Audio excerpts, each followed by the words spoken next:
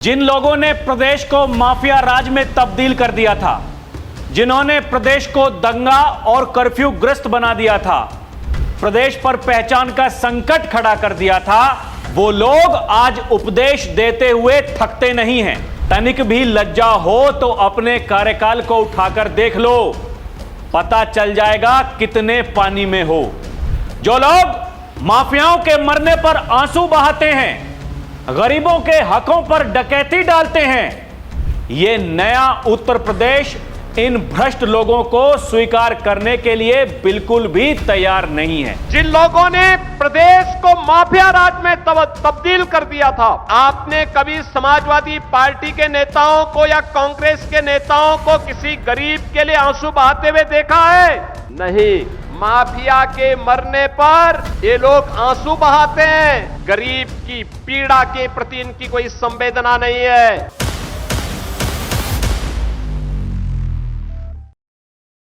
दर्शकों नमस्कार, DNP India देख रहे हैं आप, साथ हूं मैं आपके राहुल चौधरी। उत्तर प्रदेश के मुख्यमंत्री योगी आदित्यनाथ इस समय जबरदस्त फॉर्म में हैं। जैसे जैसे चुनाव नजदीक आ रहा है, योगी आदित्यनाथ उन लाल टोपी वालों के काले कारनामे गिनवा रहे हैं। अलग अलग जगहों पर जाकर के वो बता रहे हैं कि 2017 से पहले ये लोग क्या काम उत्तर प्रदेश में करते थे, और आज ये उपदेश देते हैं। आज ये एसी में बैठकर के पीसी करते हैं, पत्रकारों को बुलाते हैं और उनके साथ में हंसी मजाक करते हुए ये तीखा टिप्पणी भी करते हैं। दर्शकों, योगी आदित्यनाथ तो अपना काम कर ही रहे हैं, वो तो बता ही रहे हैं कि हमने क्या किया, इन्होंने क्या किया। दूसरी तरफ पार्टी पर पहचान का संकट खड़ा हो गया है।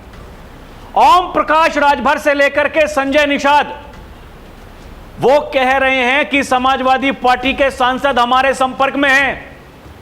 केशव प्रसाद मौर्य पहले ही कह चुके कि 25 से 26 सांसद हमारे संपर्क में हैं। हम समाजवादी पार्टी को तोड़ना नहीं चाह रहे। 2027 के विधानसभा चुनाव के बाद में ये अपने आप ही टूट जाएंगे।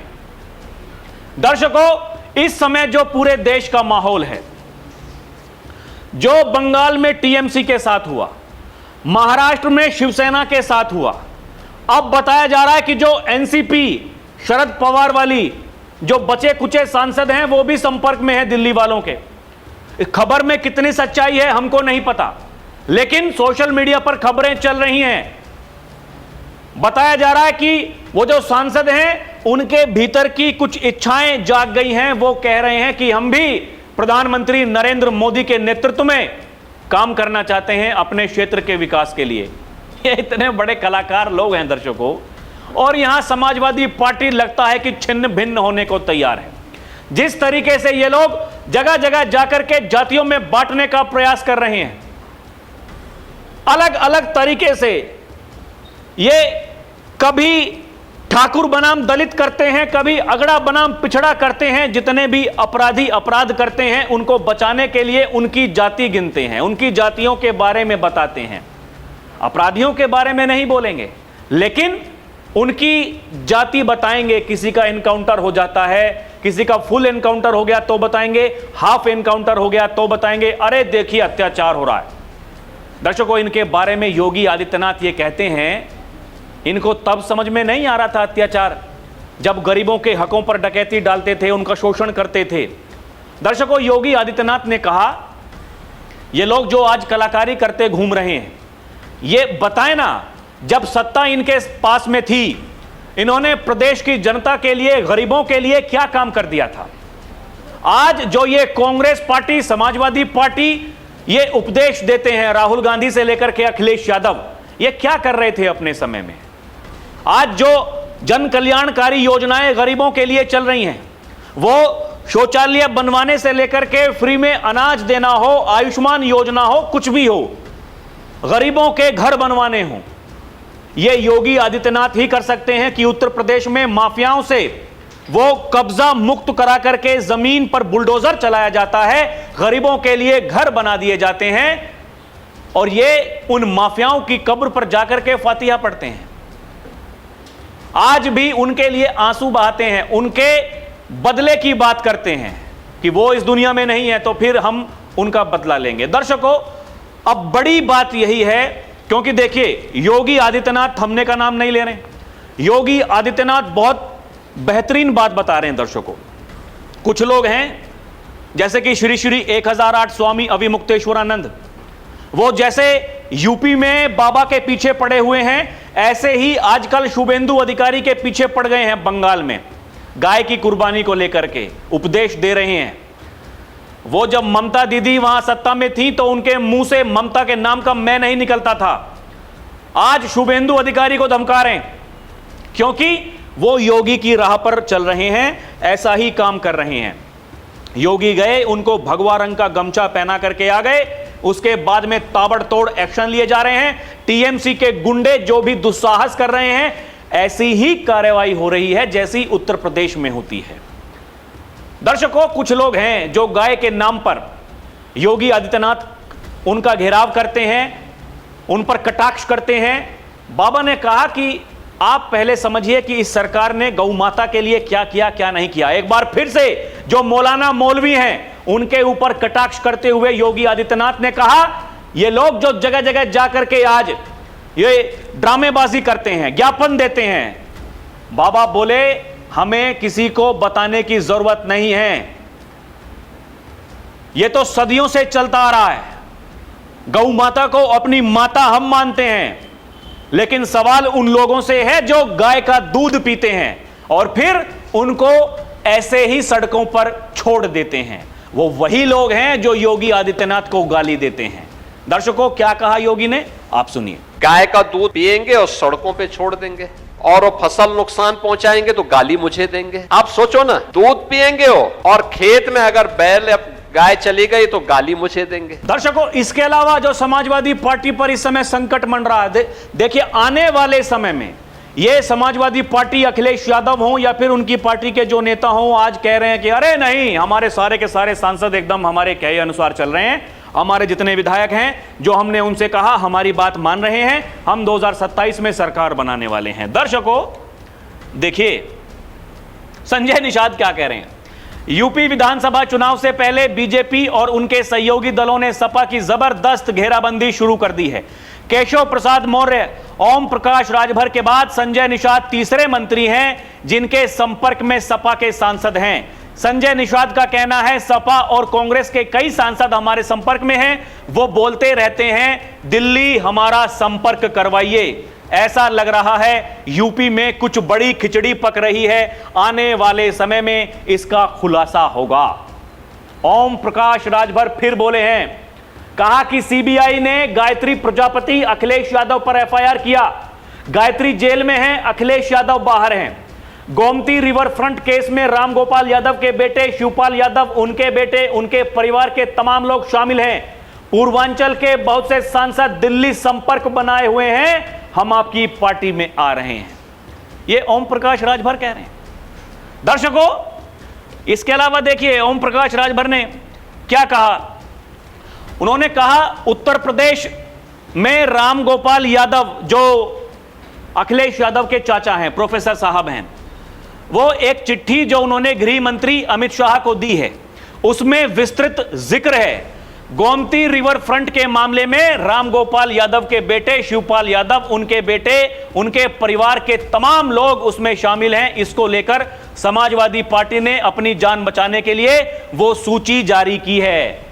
सुनिए क्या कह रहे हैं ओम प्रकाश राजभर। जो माननीय रामगोपाल जी ने पत्र दिया है केंद्रीय गृह मंत्री माननीय अमित शाह जी को, उस पत्र में विस्तृत जिक्र है, क्योंकि ये लोग सीबीआई ने एफआईआर किया है गायत्री प्रजापति और अखिलेश यादव जी के नाम से, तो गायत्री जेल में है, अखिलेश यादव जी बाहर हैं। गोमती रिवर फ्रंट के मामले में रामगोपाल जी का भी बेटा है, शिवपाल जी हैं, उनके बेटे हैं, तमाम उनके परिवार के लोग उसमें इन्वॉल्व हैं। तो जिसको लेकर के समाजवादी पार्टी ने अपने जान बचाने के लिए वो सूची जारी किया है। दर्शकों, अभी कुछ दिनों पहले एक वीडियो सोशल मीडिया पर वायरल हुआ जिसमें योगी आदित्यनाथ से यह सवाल पूछा गया कि महाराज जी, बच्चे जब आपके पास में आते हैं तो फिर वो रोते हुए भी होते हैं लेकिन आपकी गोद में आकर के शांत हो जाते हैं, या फिर आप इतना दुलार कैसे करते हैं और बच्चे आपसे इतना दुलार कैसे करते हैं।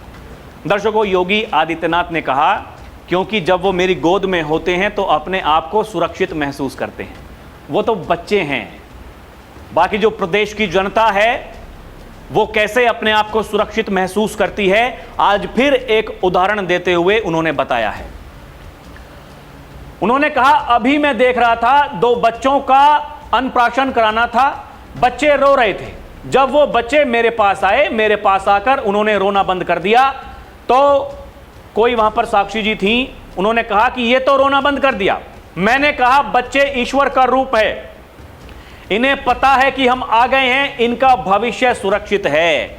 सुनिए क्या कह रही हो। तभी मैं देख रहा था 2 बच्चे थे, उनका अन्नप्राशन कराना था।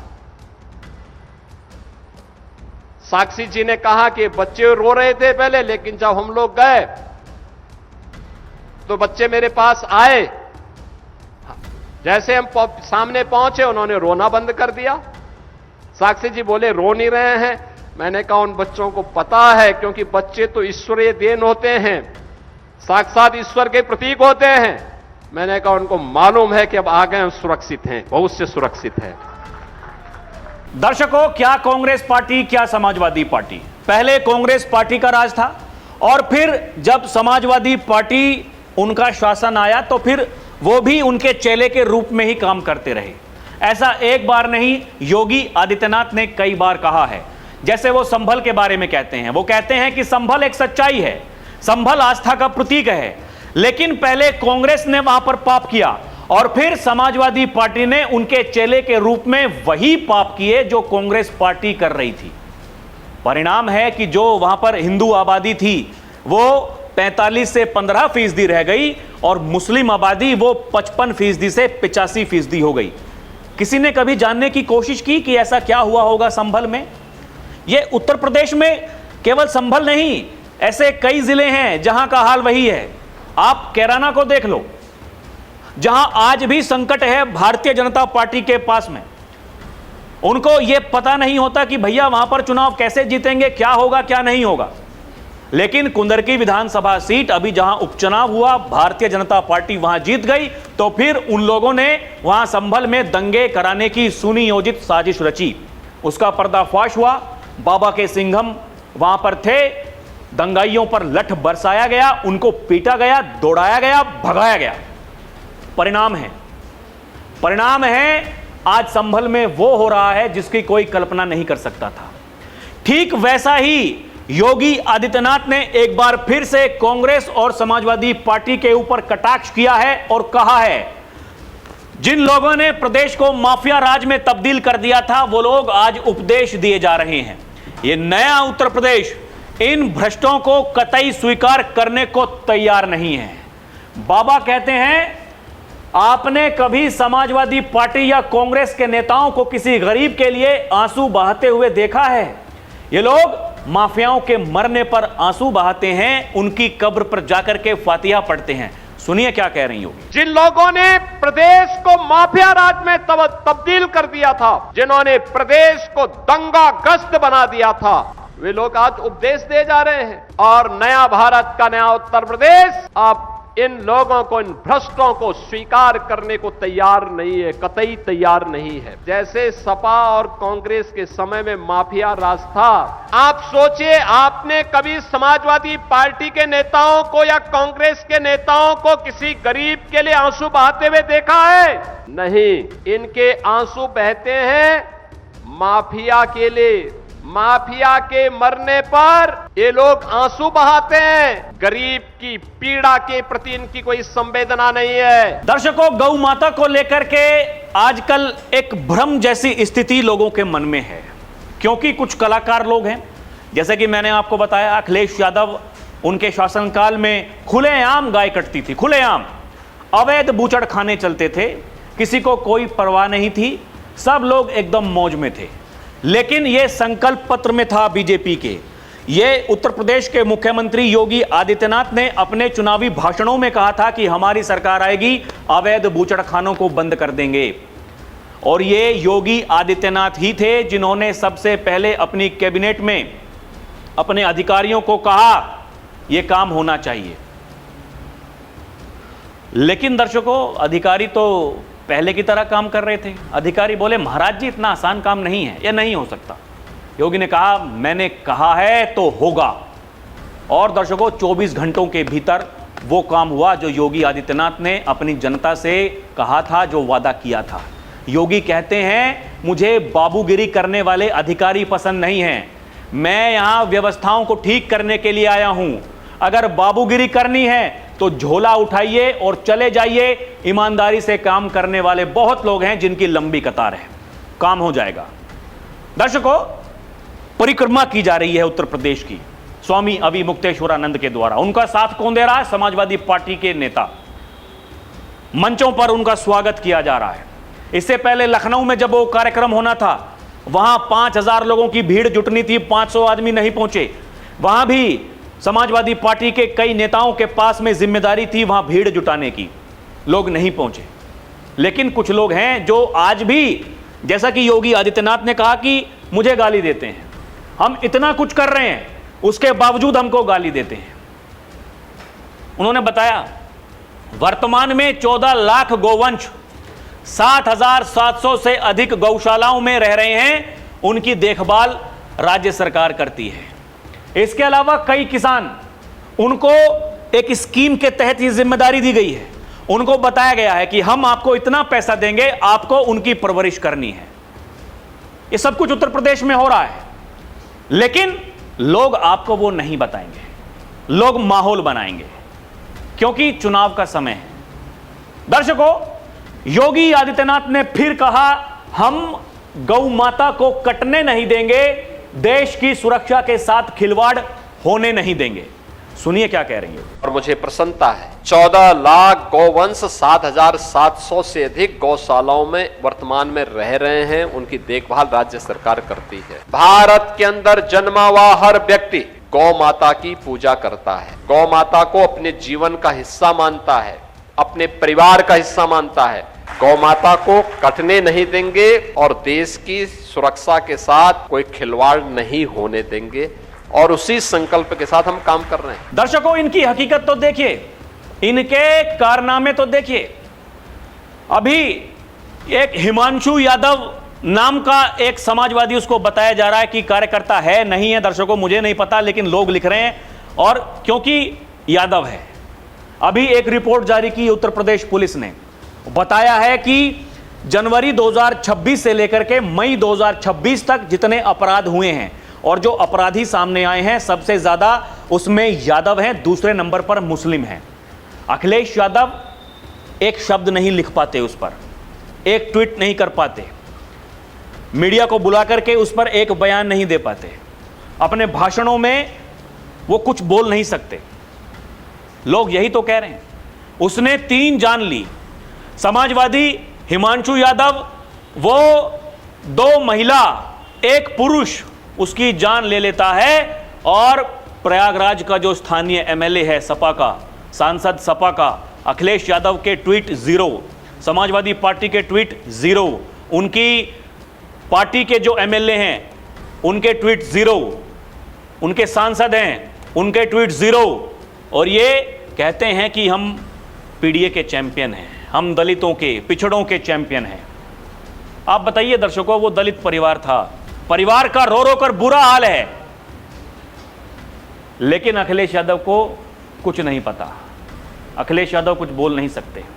इसलिए योगी कहते हैं ये केवल पहचान का संकट खड़ा करेंगे, इसके अलावा कुछ नहीं करेंगे जब सत्ता में आएंगे तो। इनके कारनामे आप देख लीजिए।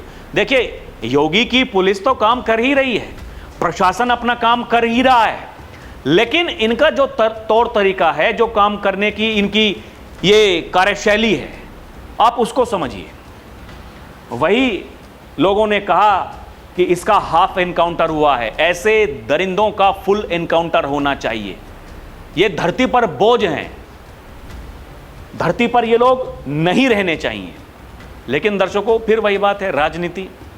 मुसलमानों का एनकाउंटर होता है, यादवों का एनकाउंटर होता है, पिछड़ों का, दलितों का, अल्पसंख्यकों का एनकाउंटर होता है, पीडीए वालों का एनकाउंटर होता है, जो खुद की जाति वाले हैं उनका एनकाउंटर नहीं होता है, ठाकुरवाद चल रहा है, ये सब कुछ अखिलेश यादव के मुंह से आपने सुना होगा। उनकी पार्टी के जो समाजवादी पार्टी के ट्विटर हैंडल हैं, एक्स हैंडल हैं, उन पर जाकर के आपने पढ़ा होगा, देखा होगा, क्या कुछ नहीं चलता है।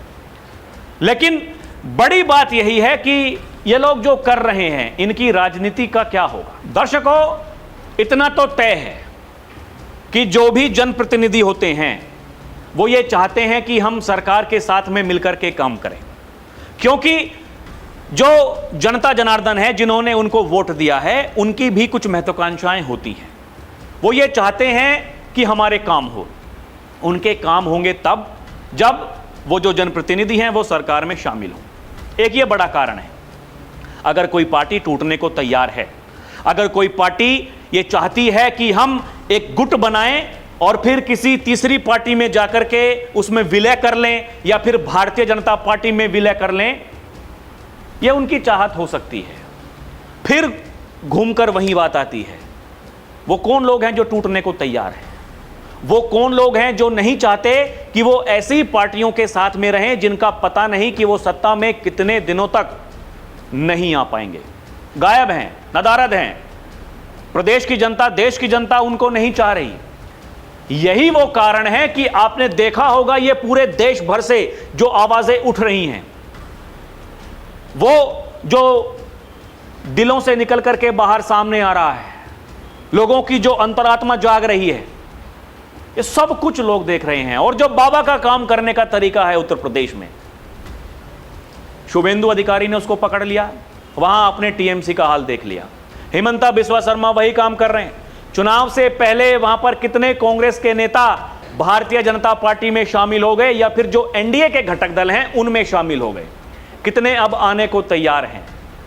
आप समझिए, इनके पास में ना नीति है ना नियत है, केवल जाकर के उपदेश देते हैं जो योगी आदित्यनाथ कह रहे हैं। पार्टी बचेगी नहीं बचेगी, कितने टुकड़े होंगे, इनको कोई खबर नहीं है। वही ओम प्रकाश राजभर बार बार इनको बता रहे हैं। वो कह रहे हैं कि हम आपको पहले से आगाह कर रहे हैं, बचा लीजिए, अपने सांसदों को बुला लीजिए, अपने विधायकों को बुला लीजिए, उनसे बात कर लीजिए, नहीं तो हो गया काम, फिर बोलते रहना जय श्री राम। दर्शकों, बाकी आपको क्या लगता है हमें कमेंट करके बताएं। अभी के लिए इतना ही। देखते रहें डीएनपी इंडिया, हर खबर भरोसे के साथ। हमारी आपसे अपील है कि आप हमारे चैनल को सब्सक्राइब भी करें। बहुत बहुत धन्यवाद। जय हिंद, जय भारत, नमस्कार।